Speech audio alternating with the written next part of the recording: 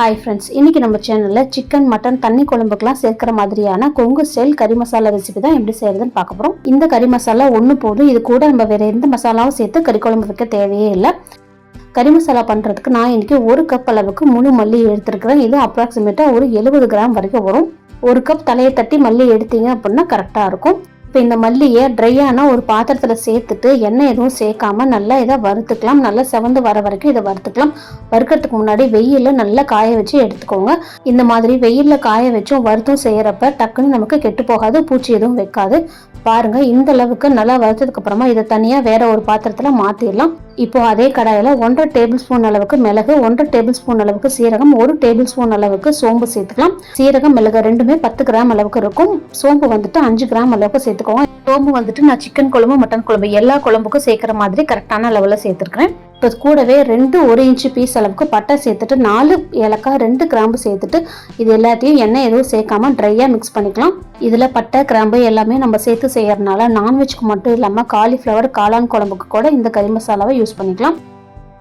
இப்போ இதையும் நல்லா வறுத்ததுக்கு அப்புறமா தனியாக ஒரு பாத்திரத்தில் எடுத்து வச்சுட்டு இதில் ஒரு 10 வரமிளகாயை சேர்த்துக்கலாம். 7 வரமிளகா, 3 காஷ்மீரி மிளகாய் நான் இன்றைக்கி சேர்த்துருக்கேன். இதையும் அடுப்பு லோ ஃப்ளேமில் வச்சுட்டு நல்லா சூடாகி வர வரைக்கும் வறுத்துட்டு தனியாக ஒரு பாத்திரத்தில் எடுத்து வச்சுக்கோங்க. மிளகாயுமே வறுக்கிறதுக்கு முன்னாடி வெயிலில் நல்லா காய வச்சு எடுத்துக்கோங்க. மிளகாய் நல்லா உடஞ்சி வரணும் 2ஆக உடைக்கிறப்ப. அப்போ தான் நமக்கு நல்லா மிக்சியில் நைஸாக அரைஞ்சி வரும். இப்போ அடுத்ததாக இதில் ஒரு 2 கொத்தளவுக்கு கருவேப்பிலை சேர்த்துட்டு கருவேப்பிலை நல்லா நொறுங்கி வர அளவுக்கு இதை நல்லா வறுத்துக்கலாம். கருவேப்பிலை சேர்த்து கறி மசாலா அரைக்கிறப்ப நல்லா வாசனையாக இருக்கும். கறி குழம்பும் நல்லா டேஸ்டியாக இருக்கும். இப்போ நம்ம வறுத்த கருவேப்பிலையும் இது கூடவே சேர்த்துட்டு இது எல்லாத்தையுமே நல்லா ஆற வச்சுருங்க. நல்லா ஆறினதுக்கப்புறமா தண்ணி எதுவும் இல்லாத ட்ரையான ஒரு மிக்சி ஜாரில் சேர்த்துட்டு இதை அரைச்சிக்கலாம். அரைக்கிறதுக்கு முன்னாடி இதில் 1/2 டேபிள் ஸ்பூன் அளவுக்கு கல்லுப்பு சேர்த்துட்டு 1/4 டேபிள் ஸ்பூன் அளவுக்கு மஞ்சத்தூள் சேர்த்துக்கலாம். மஞ்சத்தூள் ஆப்ஷனல் தான், உங்களுக்கு வேணும்னா சேர்த்துக்கலாம், இல்லாட்டி விட்டுறலாம். இப்போ இது எல்லாத்தையும் நல்லா நைஸான பக்குவத்துக்கு அரைச்சி எடுத்துகிட்டு வந்துக்கலாம். பாருங்கள், இந்த அளவுக்கு நைஸாக அரைச்சிடணும். இப்போ நம்ம அரைச்ச இந்த கறி மசாலாவை இந்த மாதிரி ஒரு வடிகட்டையில் சேர்த்துட்டு நல்லா சலிச்சு எடுத்துக்கலாம். நீங்கள் பல்காக பண்ணுறீங்க அப்படின்னா மில்லில் கொடுத்தே கூட நீங்கள் அரைச்சிக்கலாம். மிக்சியில் அரைக்கும் போது மில்லில் அரைக்கிற மாதிரி நல்லா நைஸான பக்குவத்துக்கு வராது. மல்லி மிளகாய் ரெண்டுமே ஒன்றும் பாதியமாக தான் அரைஞ்சிருக்கும். அதனால் இந்த மாதிரி சலிச்சு எடுத்துக்கிட்டால் நல்லா நைஸாக இருக்கும். இப்போ பாருங்கள், கறி மசாலாவை நல்லா சலிச்சு எடுத்தாச்சு.